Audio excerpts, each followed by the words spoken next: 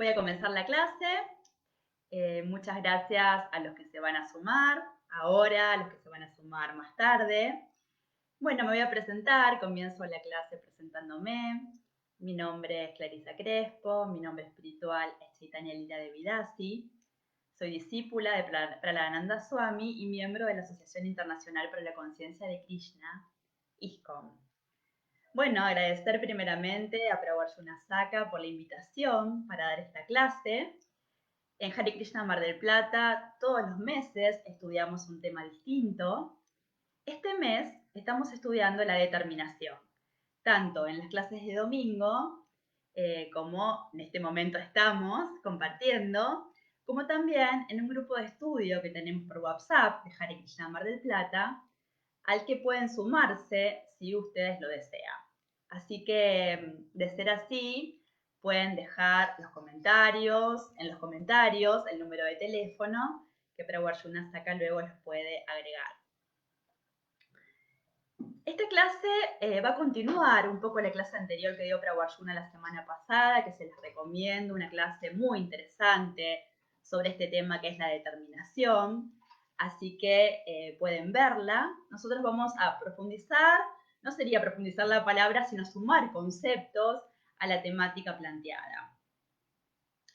Porque como vimos la semana pasada, la determinación es una cualidad y requisito fundamental para cualquier situación que deseemos sostener en nuestra vida. O sea, es una cualidad que abarca todas las actividades de la vida cotidiana, lo sepamos o no lo sepamos. Y cuando busqué el significado de esta palabra en el diccionario, me encontré que determinación, determinar, quiere decir tomar la decisión de hacer las cosas que se expresan. O sea que es una toma de decisión en relación a aquello que quiero y de ejecutarlo, o sea, pasarlo a la acción. Esto significa entonces que determinarse implica una decisión, lo vuelvo a decir, llevar a la práctica.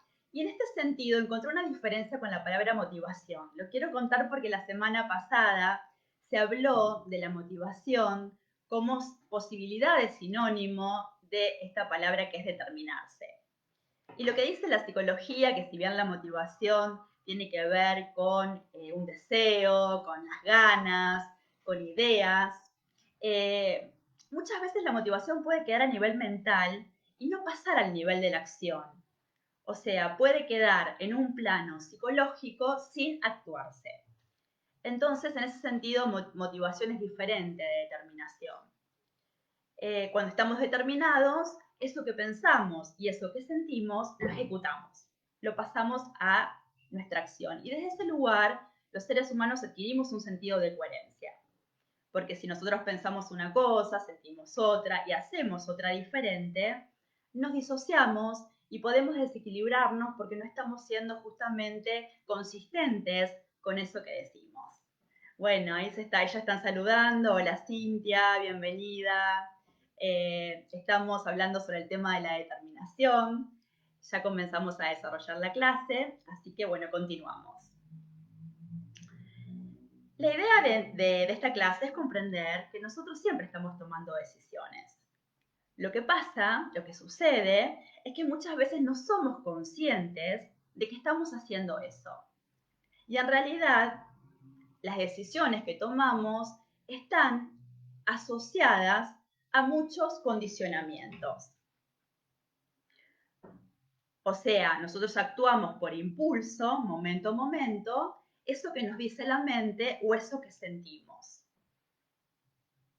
La semana pasada surgió la pregunta de cómo desarrollar voluntad y determinación, cómo redireccionar nuestra mente hacia la vida espiritual. Entonces me pareció fundamental conocer desde el paradigma védico, específicamente desde el Bhagavad Gita, el funcionamiento de la mente.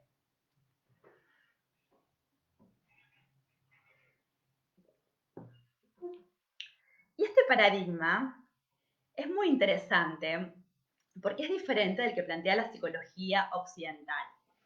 O sea, dentro de la psicología tiene la mente una concepción parecida, pero sin embargo el paradigma védico es totalmente diferente porque incorpora una variable que la psicología no contempla y ahora la vamos a desarrollar. Entonces, lo que dice la psicología védica, lo que dice el Bhagavad Gita en realidad, que es el texto sagrado que los devotos nosotros consultamos para dar las clases, dice que los 5 sentidos están por encima de la materia burda, que por encima de los 5 sentidos está la mente, que por encima de la mente está la inteligencia y que por encima de la inteligencia está el alma. Esto es lo que se conoce como las 5 envolturas o joyas, que tienen como un inicio en el alma y que a partir del alma se van desarrollando los demás cuerpos. Estos cuerpos sutiles que terminan en el cuerpo burdo, en el cuerpo físico. Entonces, la variable más importante de esta concepción es justamente que nuestra verdadera identidad es el alma espiritual y que desde el alma espiritual se va construyendo mediante diferentes envolturas hasta llegar a el cuerpo físico, los 5 sentidos en relación con la materia burda. Me pareció fundamental traer esta concepción para que nosotros podamos ubicar la determinación trascendental en la variable que es la inteligencia. O sea, ya vamos a desarrollar esta concepción tan diferente de la que plantea la psicología, porque la psicología se queda en esto de que tenemos un cuerpo, tenemos una mente y nada más. A veces algunas teorías psicológicas en la actualidad hablan de una concepción espiritual, pero no como identidad espiritual que va desarrollando las demás envolturas, los demás cuerpos. ¿Y cómo está compuesta la mente? Desde la psicología ayurvédica, desde los Vedas. Bueno, la mente tiene 3 características fundamentales. Una parte que es muy superficial, que está relacionada desde lo externo, que tiene que ver con lo que se llama manas. Acá es donde operan los 5 sentidos en relación hacia lo externo. Entonces, esta es la parte donde la mente pide, donde la mente desea, donde la mente necesita, donde aparece la sobreestimulación, donde el contacto de los sentidos con la materia se va apegando, se genera apego, y por ende, con el apego sabemos que vienen los deseos, vienen las frustraciones, viene la ira, vienen las diferentes emociones. Pero la parte externa de la mente tendría que ver entonces con esta cuestión de demanda hacia el afuera, de deseo desenfrenado, por medio de los 5 sentidos. En un nivel intermedio, dentro de la mente, se explica que está lo que se llama buddhi.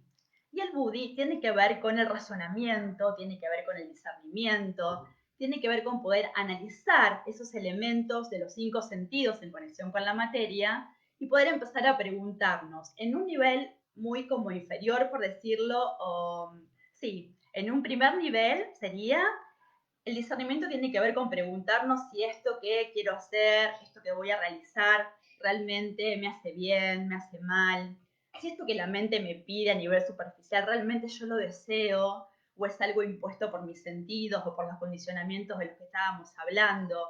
O sea, el razonamiento tiene que ver en un primer momento con poder discriminar aquello que la mente me pide momento a momento. Y en un nivel más elevado, este discernimiento es el que justamente va a actuar a través de la inteligencia y va a desarrollar o va a poder discriminar lo que tiene que ver con la vida material de lo que tiene que ver con la vida espiritual. O sea, ese es el discernimiento más elevado, por decirlo. Pero nosotros, que estamos en los primeros pasos, tenemos que empezar a activar primero, a razonar lo que tiene que ver con los 5 sentidos.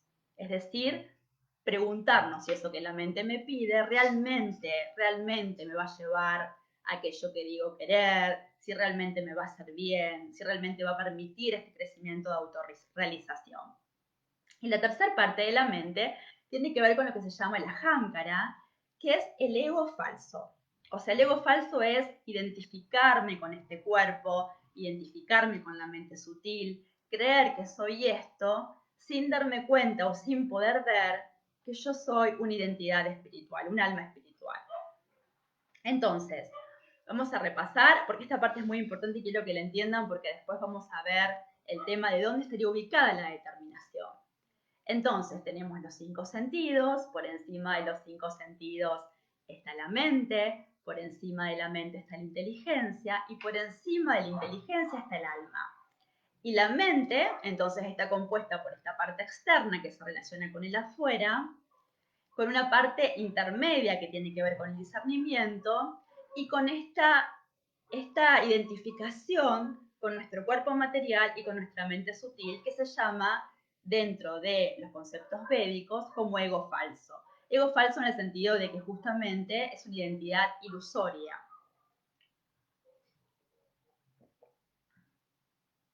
Entonces, me pareció muy importante traer la concepción de la mente hoy, porque es lo que nos va a ayudar a desarrollar voluntad y determinación. Hace unas semanas mi maestro espiritual, que lo voy a citar varias veces en esta clase, en una de las clases que dio en castellano, citó a Prahlad Maharaj, este niñito tan sabio, devoto de Dios, devoto del señor Nishinjadev, que dijo una frase muy importante para esta clase, por eso la traigo. Este niño dijo, en este mundo, el único enemigo es la mente cuando está desviada y fuera de control. Y cuando la mente está desviada y fuera de control, es muy difícil sostener con determinación las prácticas espirituales, el camino de autorrealización, el servicio devocional a Krishna, que es el que nosotros los devotos estamos realizando. Con una mente descontrolada es muy difícil poder hacerlo. Entonces vamos a comenzar esta clase con un verso del Bhagavad Gita 6.34, con traducción y significado dados por su divina gracia hacia Bhaktivedanta Swami Srila Prabhupada. Srila Prabhupada, para los que están sumándose por primera vez, es quien trajo este movimiento a Occidente y significó todos los textos que estamos compartiendo. Como el significado es largo y además implica en un desarrollo cada una de las partes, como yo pensé en la clase, el significado lo voy a leer en dos partes. Vamos a ir con la primera ahora y luego con la segunda.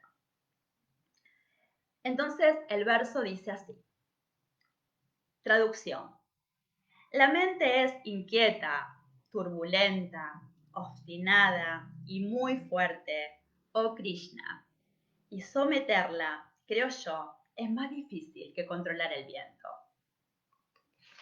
Quiero que presten mucha atención al significado porque vamos a ir desarrollando en la clase parte del significado. Dice así el Bhagavad Gita. La mente es tan fuerte y obstinada que a veces domina la inteligencia, aunque se supone que la mente debe estar subordinada a la inteligencia. Recuerden que habíamos hablado entonces que la inteligencia está por encima de la mente, pero muchas veces por nuestros condicionamientos o por no conocer estas situaciones, a nosotros nos domina la mente y no la inteligencia, o sea, queda subordinada a la inteligencia, al revés de lo que tiene que suceder. Para un hombre que se encuentra en el mundo práctico y que tiene que luchar contra muchísimos elementos contrarios, es sin duda muy difícil controlar la mente. Puede que de un modo artificial uno establezca un equilibrio mental tanto con el amigo como con el enemigo. Pero en fin de cuentas, ningún hombre mundano puede hacerlo, ya que esto es más difícil que controlar la furia del viento. Escuchen esto porque es muy interesante la analogía que Srila Prabhupada trae en el significado.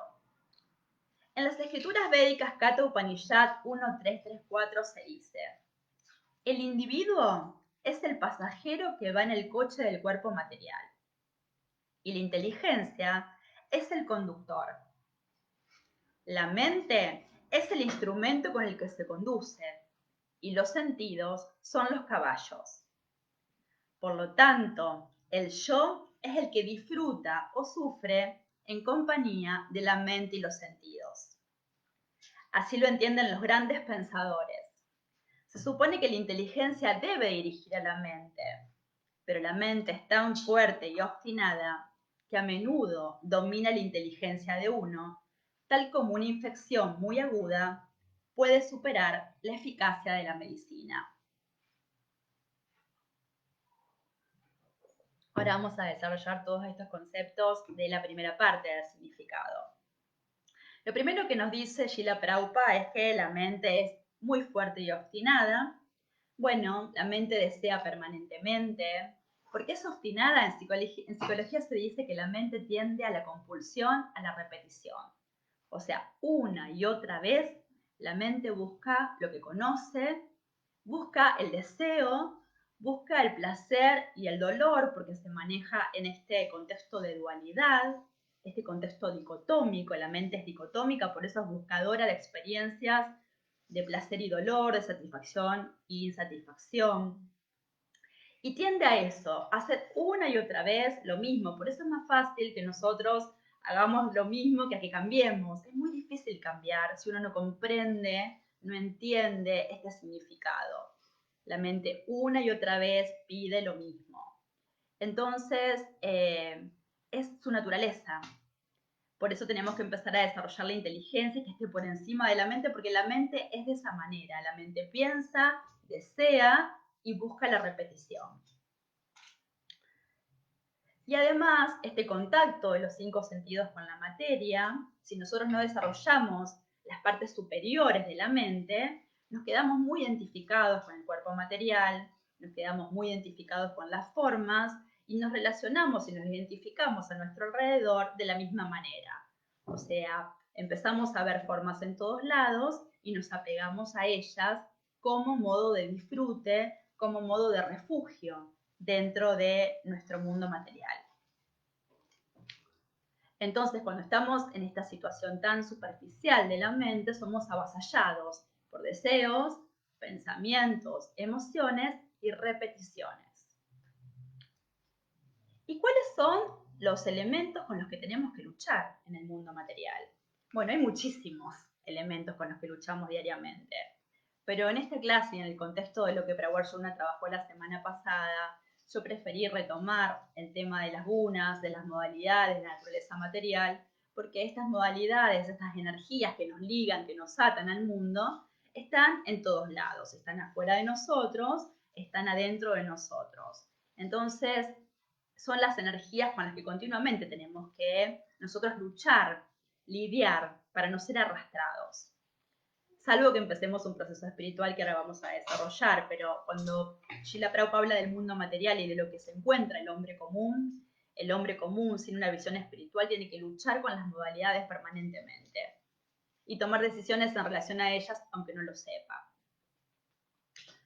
Entonces, dentro de la mente operan diferentes fuerzas.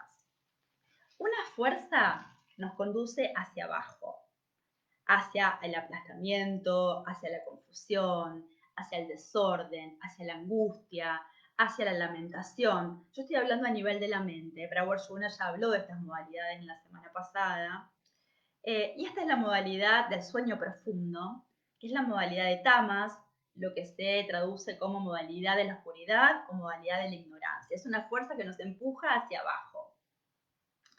Y siguiendo la analogía que hablamos antes en el significado del cochero, en la modalidad de la ignorancia nos identificamos con el cuerpo material y todas las identificaciones que surgen del cuerpo material, o sea, soy mujer o hombre, soy flaco o gordo, soy lindo o feo, soy argentino, soy de otro lugar.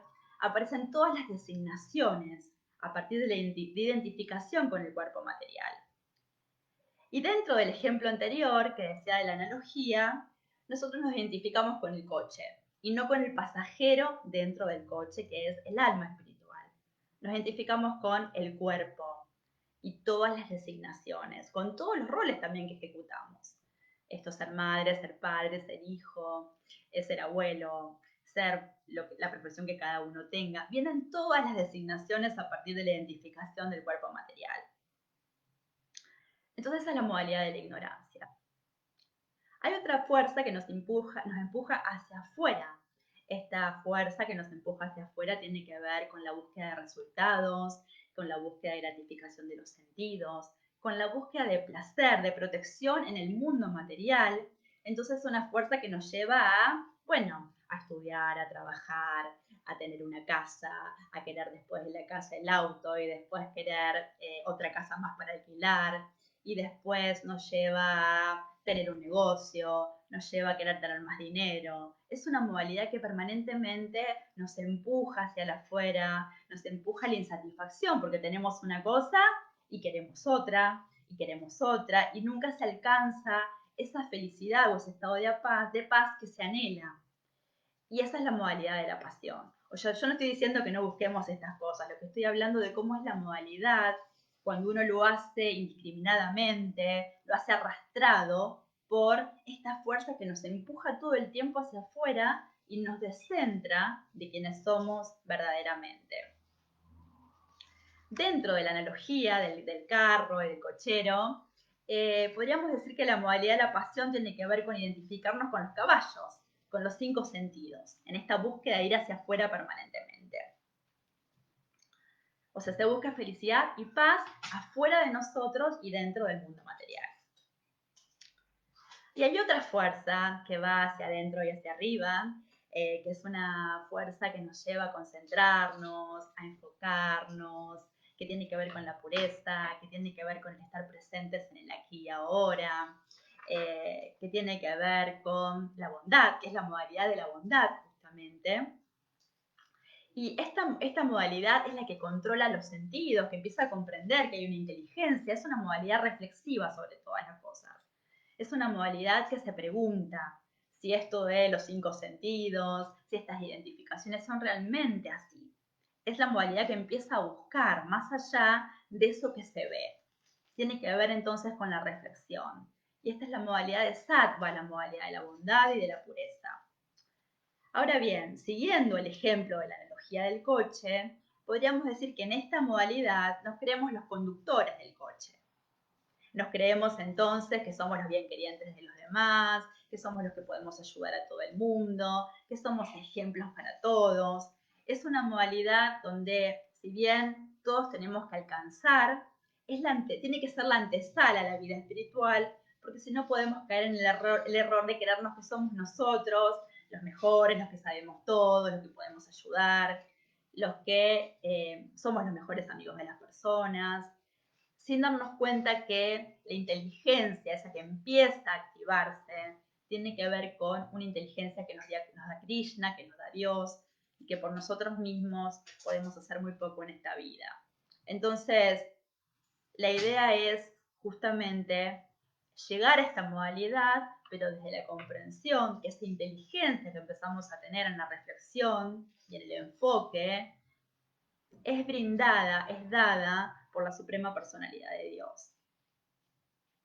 Entonces, la inteligencia tiene que estar por encima de la mente y no al revés. La pregunta es, ¿cómo hacemos para que la inteligencia esté por encima de la mente? Entonces, es muy importante, si recordamos las envolturas que ahora vamos a hablar, entonces la materia burda, los 5 sentidos, la mente, la inteligencia y el alma, es fundamental que la inteligencia esté al servicio del alma y no al servicio de la mente. Y esta es la gran contribución que yo encuentro dentro del paradigma de la psicología védica a la psicología occidental y a cada uno de nosotros. La inteligencia tiene que abarcar y dirigirse hacia la identidad espiritual y no hacia lo que la mente quiere momento a momento. Después vamos a ver también cómo se desarrolla esa inteligencia. Vamos a ir ahora a la segunda parte del significado, el Bhagavad Gita, para continuar el desarrollo de la clase. Yo no sé si hay alguna pregunta hasta ahora, si alguien hizo algún comentario. No, bueno, perfecto, vamos a continuar. Si alguien quiere hacer algún comentario o pregunta, ya que dije esto, puede hacerlo. Entonces, al finalizar la clase, lo voy a poder responder, lo vamos a responder. Vamos a la segunda parte del significado. Ese elemento tan fuerte que es la mente, se supone que se controla mediante la práctica del yoga, pero ese método nunca es práctico para una persona del mundo, como lo era Arjuna, y que podemos decir del hombre moderno. El símil que se usa aquí es idóneo. Uno no puede capturar una ráfaga de viento. Y aún es más difícil capturar la mente turbulenta. La manera más sencilla de controlar la mente, según lo sugirió el señor Chaitanya, la constituye el canto de Hare Krishna, con toda humildad, el gran mantra de la liberación. El método que se prescribe es Savai Mana Krishna Padarabinda Yom. Uno debe ocupar la mente en Krishna por completo. Solo entonces dejarán de haber más ocupaciones que agitan la mente. Asimismo, la práctica del yoga, especialmente el Bhakti Yoga, con conciencia de Krishna, puede que parezca una cuestión muy difícil. Pero si alguien sigue los principios con gran determinación, es seguro que el Señor lo ayudará, pues Dios ayuda a aquellos que se ayudan. Esta segunda parte es muy interesante porque nos da las respuestas a la pregunta de cómo desarrollar inteligencia y cómo la inteligencia ubicarla en favor del alma, de nuestra identidad espiritual. Quiero contarles, antes de desarrollar esta segunda parte del significado, algo que tiene que ver con esto. Mi maestro espiritual, el domingo pasado dio una clase muy linda y dijo que para conocer a Dios necesitamos refugiarnos en las Escrituras. Si alguien no tiene fe en las Escrituras, actúa desde la ilusión. Las Escrituras no se pueden entender con concepciones materiales. Eso es lo que dijo, o sea, desde las modalidades de la pasión y de la ignorancia, no se pueden comprender los conceptos espirituales. Por eso es muy necesario ir a la posición de la modalidad de la bondad para poder entender y conectarnos con lo trascendente. Pero para llegar a ello también necesitamos especialmente limpiar nuestra mente, liberarla de todo esto que hoy estamos hablando, de esta parte externa, de esta parte caprichosa, de esta parte que se conecta con el mundo de modo insatisfactorio, que desea permanentemente, que va hacia el afuera, que los 5 sentidos están siempre alborotados. Tenemos que hacer eso porque si no es muy difícil conectarnos con un proceso espiritual. Es muy difícil llegar a la posición de la bondad si nosotros tenemos las mentes tan turbulentas. Entonces, en esta parte del significado, Srila Prabhupada marca 2 cuestiones muy importantes para poder liberar la mente de estas cuestiones compulsivas, de esta cuestión obstinada. Y uno dice, seguir los principios con gran determinación. Y otro es cantar el mantra Hare Krishna. Así que ahora, en lo que queda de la clase, vamos a desarrollar esta propuesta de Srila Prabhupada, que en realidad es la base del Bhakti Yoga, la base de nuestras prácticas habituales. Y si bien dice que puede parecer muy difícil, lo dice en el significado, es mucho más difícil estar insatisfechos, sufrir, es mucho más difícil desear permanentemente, ser arrebatados por los sentidos, hacer lo que la mente pide momento a momento. Eso es mucho más difícil. Entonces, la idea de hoy es proponerles a las personas que son nuevas o que puedan escuchar después, si les parece difícil, que sepan que lo pueden empezar de a poco, progresivamente, esta propuesta que este movimiento nos trae y que es tan aliviador y que genera tanta felicidad, pero que en un primer momento sí puede parecer difícil, como dice Srila Prabhupada. Entonces, vamos a hablar de los principios regulativos. Si bien los principios regulativos son las técnicas materiales para poder limpiar y liberar la mente, los 5 sentidos, porque en realidad lo que se buscan son principios trascendentales y espirituales, en el contexto de la clase me pareció importante nombrar las regulaciones, porque las regulaciones están hechas para purificar la mente. No están hechas para reprimirnos, para hacernos sentir mal, para que suframos, no. Están hechas para liberarnos de todo ese alboroto que sentimos por relacionarnos de una manera inconsciente con la vida material a través de la mente y los sentidos. Bueno, los sentidos como parte de la mente, pero lo digo desde lo externo, ¿no? A esto me refiero. ¿Cuáles son las regulaciones que se proponen? Las 4 regulaciones, los principios que se ejecutan con determinación. Bueno, y esto insisto, lo pueden hacer gradualmente o simplemente hoy conocerlo y en algún momento poder aplicarlo. Pero se los quiero contar porque son las regulaciones que nosotros los devotos cuando tomamos iniciación, bueno, tomamos el compromiso de tenerlos toda la vida con nosotros, estas regulaciones. Pero que insisto, las pueden hacer paulatinamente. Entonces, el primer principio es no comer carne, huevo ni pescado. El segundo principio regulativo es no participar en juegos de azar. No realizar vida sexual ilícita. Esto tiene diferentes como también escalones. En una primera etapa sería esto de no tener promiscuidad.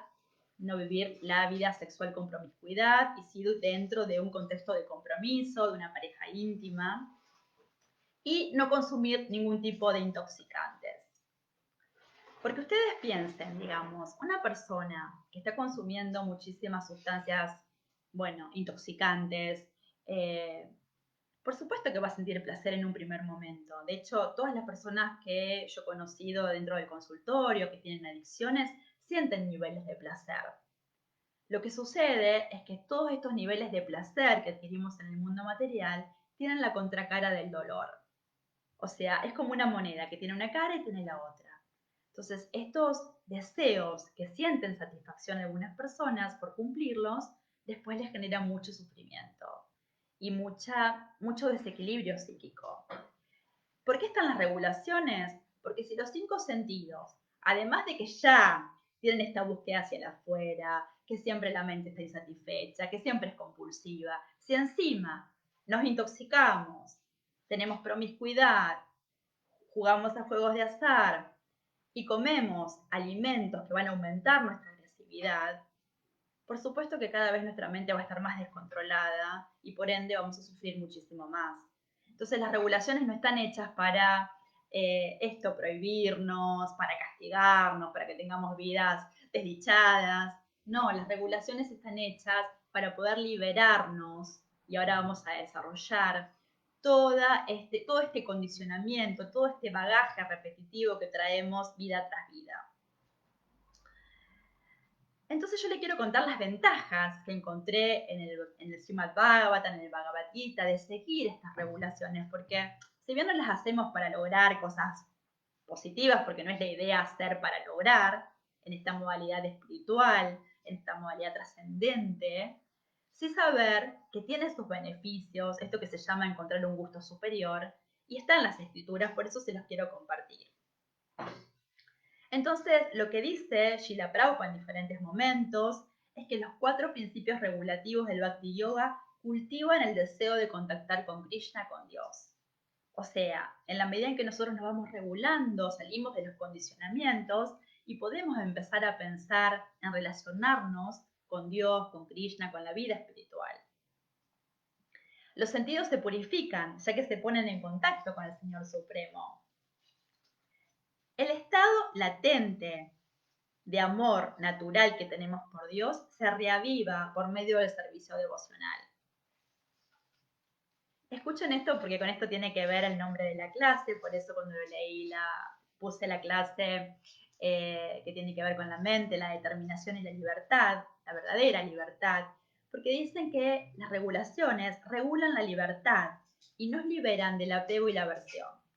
Esto se dice en el Bhagavad Gita y es muy importante porque en la medida en que nosotros salimos de los condicionamientos es cuando podemos ser libres. A veces yo escucho que me dicen las personas, bueno, pero yo siento tal cosa, no me quiero reprimir, no lo quiero negar. El tema es que ese sentir, eso que sentimos desde lo externo, eso que pensamos, está tan condicionado por tantas variables, por las modalidades de la naturaleza material, por la historia personal, por las vidas pasadas, por lo que nos enseñaron en nuestra infancia, las figuras significativas, por la cultura en la que vivimos, la sociedad en la que estamos. Estamos tan condicionados los seres humanos que para lograr el sentido de libertad, para ser realmente libres, tenemos que salir de todos esos condicionamientos. Por eso cuando yo digo, bueno, hago esto porque lo siento, realmente tengo que preguntarme si eso lo siento de verdad o es parte de un gran condicionamiento, de muchísimos condicionamientos que habitan en mí y que me hacen sentir de esa manera. Entonces las regulaciones regulan la libertad. También dice que nos conducen a la inteligencia trascendental, generan una mente estable y podemos así encontrar la paz. O sea, seguir regulaciones nos da paz, nos estabiliza la mente, porque frenamos, hacemos un espacio entre ese contacto de los sentidos con la materia. Es como decir, freno, dejo espacio y observo, reflexiono, no me identifico con todo eso. Entonces, eso me da estabilidad y mucha paz. Si no es como un torbellino de esta rueda sin fin, donde una y otra vez estoy haciendo las mismas cosas y por supuesto que siento insatisfacción e intranquilidad en el mundo. Y tienen como finalidad situar a la persona en el nivel más alto de forma humana, o sea, lo que nos diferencia de los animales es justamente poder seguir regulaciones conscientemente. Digo conscientemente porque hay animales muy regulados, pero que no lo saben, ¿no? Por diferentes situaciones a veces lo son, pero no son conscientes de ellos, no están eligiendo conscientemente esa regulación.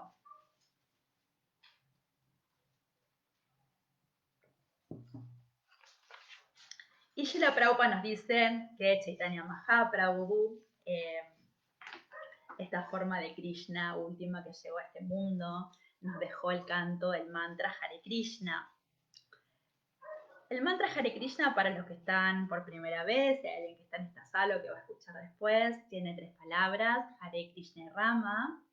Hare es la energía de Dios, que tiene que ver con el amor, que tiene que ver con sus expansiones. Krishna significa que Dios es todo atractivo. Rama significa que Dios es la fuente de todo placer. Entonces, estas 3 palabras las repetimos. Podemos repetirlas con un Japamala, que es un rosario hindú, y vamos en meditación, repitiendo el mantra y contando hasta terminar la vuelta. Y esto se puede hacer 1 vuelta, 2 vueltas, 3, hasta 16. En algún momento se hacen 16 si uno quiere tomar realmente el compromiso dentro de este movimiento, pero si no, ya uno puede empezar a repetir el mantra. Y este mantra que ahora vamos a desarrollar, cómo se hace esta meditación, porque es muy importante este tema, quiero contarles los beneficios de cantar Hare Krishna, que también lo encontré en los textos sagrados, para que sepamos lo que sucede cuando nosotros nos decidimos, nos determinamos en repetir los nombres de Dios. Y se dice que por cantar el Maha Mantra, el gran mantra Hare Krishna, podemos liberarnos del cautiverio material y elevarnos al reino trascendental. También se dice que limpia el corazón de las identificaciones corporales, o sea, nos saca de la modalidad de la ignorancia. Avanzamos de modo perfecto en la vida espiritual. Revive la conciencia de Krishna que ya existe en nosotros. Limpia la mente del polvo acumulado de vidas pasadas. Escuchen esto porque esto es justo para la clase. Dice Srimad Bhagavatam 4.23.8 que por cantar Hare Krishna se adquiere determinación. Y cuando yo leí esto, dije, bueno, ¿con qué tiene que ver que se adquiere determinación por cantar Hare Krishna? Y cuando uno toma el compromiso de meditar en este mantra y de hacerlo una determinada cantidad de veces, bueno, a veces sucede que estamos tomados por las modalidades de la naturaleza material y podemos estar cansados, podemos estar muy tristes, a veces estamos muy nerviosos, a veces estamos muy bien, a veces estamos muy eufóricos y tenemos ganas de hacer cualquier otra cosa. Pero si uno con determinación canta Hare Krishna igual todos los días de la vida, naturalmente uno empieza a trascender estas modalidades y trasciende los condicionamientos materiales, porque pase lo que pase, uno canta Hare Krishna igual. Y ese sentido de cantar Hare Krishna igual nos permite sentir voluntad, nos permite sentir determinación, nos hace sentir que podemos hacer vida espiritual y relacionarnos también con la vida material. Entonces, si yo hago una y otra vez, pase lo que pase, lo mismo, voy a desarrollar determinación. Y si eso que hago, pase lo que pase, es espiritual, entonces empiezo a desarrollar inteligencia trascendental. Entonces, es muy importante. ¿Vieron esto? Entonces se adquiere determinación por cantar Hare Krishna. Y nos eleva a la morada trascendental. Yo cuando leí este texto y lo pude desarrollar y prepararlo para ustedes como se lo estoy transmitiendo, saben que me gusta preparar la clase y compartir estas perlas con ustedes que encontramos en los textos sagrados. Yo pensé, es tan perfecto el proceso que nos dejó Srila Prabhupada, porque nos dejó los 4 principios regulativos, nos dejó el canto del mantra Hare Krishna. Entonces, con los principios regulativos vamos limpiando nuestra mente, limpiamos nuestros 5 sentidos, los vamos purificando Y mientras hacemos eso y cantamos Hare Krishna, con el canto de Hare Krishna empezamos a recobrar nuestra verdadera naturaleza espiritual, nuestra verdadera posición trascendental en relación a que somos almas, sirvientes de Dios, sirvientes de Krishna. Entonces es un proceso perfecto. Por un lado nos purificamos, por otro lado empezamos a recobrar nuestra verdadera identidad. Por eso se hacen juntos. Es tan importante seguir los principios y cantar Hare Krishna. Y claro, yo dije al principio, ¿qué pasa? ¿Qué me pasó a mí? Al principio no tiene dos vocecitas.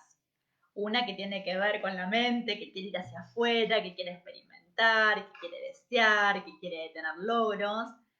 Y otra vocecita que empieza a hablar y que empieza a recordarnos con la inteligencia que hay un Dios, que nosotros somos almas espirituales, que esa es nuestra verdadera identidad, que si queremos ser felices realmente en este mundo tenemos que nutrir lo que verdaderamente somos y no lo que no somos.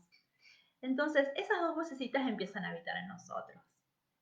Si nosotros empezamos a escuchar la voz de la inteligencia, empezamos a ir hacia este lugar en relación al alma y qué tiene que ver con seguir los principios, con cantar Hare Krishna. Porque si no, es muy probable que en una primera etapa nos podamos volver a perder en el mundo, porque es muy fuerte la mente. Recuerden, busca la repetición una y otra vez. Entonces, en un primer momento puede pasar que estemos débiles, pero si seguimos el proceso, naturalmente nos empezamos a fortalecer, porque aparece esto, la desidentificación del cuerpo material. Más tarde o más temprano eso empieza a surgir. Y entonces es muy importante nutrir esa vocecita que tiene que ver, insisto, con la inteligencia. Entonces, esta meditación del mantra Hare Krishna, bueno, para los que están incorporándose ahora y todavía por ahí no lo están repitiendo, se suele cantar a la mañana, se aconseja cantarlo a la mañana, pero bueno, si no se puede cantar a la mañana, en algún momento del día, lo importante es proponernos una cantidad de veces repetirlo y que uno lo sostenga día a día, pase lo que pase. Poquito, mucho, lo que cada uno cree que puede. Pero sí es importante la determinación y la constancia. Porque si un día cantamos mucho, un día cantamos poco, un día no cantamos, la mente está desarrollándose y está en máxima actividad. Entonces, para trascender la mente, tenemos que decir, no, yo esto lo voy a hacer igual. Todos los días lo que me propuse, lo voy a realizar. Lo voy a pasar a la acción, como hablamos, eso es la determinación. Pues si no queda en el plano de la motivación, como idea, como deseo, como ganas, pero no lo ejecuto. Es fundamental también, cuando cantamos Hare Krishna, oír nuestro canto. Este proceso devocional comienza con oír. Y nosotros, como estamos atravesados por las modalidades, eso puede afectar nuestra práctica espiritual. Entonces, a veces podemos cantar de un modo así como aplastado, otro día podemos, en la modalidad de la ignorancia, otro día podemos cantar muy rápido que ni escuchamos lo que decimos. No quiero hacer la forma porque, bueno, no me va a salir ahora, pero es como repetir sin escuchar, repetir como loro en la modalidad de la pasión. Podemos repetir el mantra enfocados, escuchando, sabiendo lo que decimos, y esa es la modalidad de la bondad. Y quiero contarles que mi maestro espiritual dijo un día que nosotros podemos cantar Hare Krishna de un modo trascendental. Y para ello, mientras cantamos Hare Krishna, podemos pensar en Krishna, en sus diferentes manifestaciones, en sus cualidades, en sus pasatiempos. Poder orar como un niño, se dice en las escrituras, pidiendo por su madre, llorando por su madre. Entonces, el canto de Hare Krishna tiene que ser un canto que no pase por el automatismo, que no terminemos como no apreciando eso que estamos haciendo, porque es una gran oportunidad que se nos da poder repetir el mantra Hare Krishna. Estamos repitiendo los nombres de Dios y sabemos, y lo que nos dicen las escrituras, es que no hay diferencia entre Dios y su nombre. Entonces, no automatizar esa experiencia que es tan valiosa, o no renegar, tengo que cantar Hare Krishna, o tengo que meditar, porque en realidad es una gran oportunidad que tenemos. Y nos trae muchísimos beneficios además. Es casi lo único que podemos hacer para poder desidentificarnos del cuerpo material. Entonces, es una experiencia que tendríamos que estar esperando para experimentar y para concretar todos los días. pero estamos todavía tan atrapados por las formas, estamos tan envueltos en las modalidades y las tendencias de ir hacia el afuera, que nosotros todavía no estamos como en esa plataforma. Pero si comprendemos esto, lo que significa y lo que nos va a brindar, podemos hacerlo con esa fuerza y con esa determinación. O sea, valorizar la experiencia, nunca descalificarla, porque es realmente una gran bendición, una gran misericordia que Dios derramó sobre nosotros al permitirnos meditar en sus santos nombres. Y para finalizar la clase voy a finalizar con el último párrafo de Srila Prabhupada en el significado. Dijo Srila Prabhupada, aquí se dice que Dios ayuda a quienes se ayudan.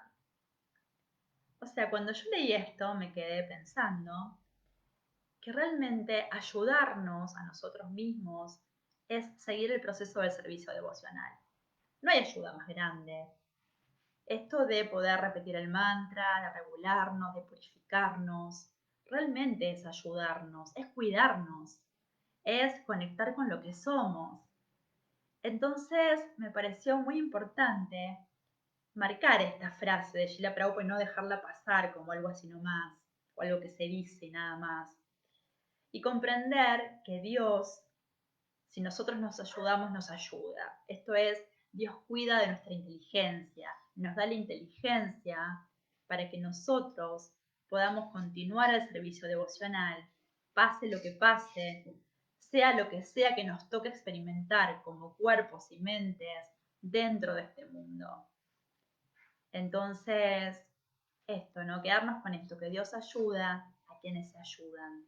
Entonces, la invitación de la clase es ayudarnos en la práctica devocional, valorizarla, comprender que tenemos una identidad espiritual, que después todas las envolturas vienen en consecuencia de ella, porque necesitamos un cuerpo físico y una mente sutil para experimentar en este mundo, pero que no somos eso, y que si no somos eso, tenemos que nosotros darnos el tiempo y el espacio día a día para conectar con nuestra verdadera esencia. Así que bueno, hasta acá llegó la clase.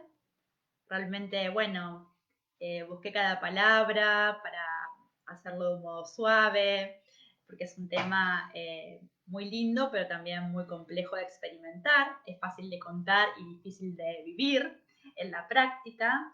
Así que espero que les haya sido útil. No sé si hay alguna pregunta, algún comentario. Comentarios hay preguntas.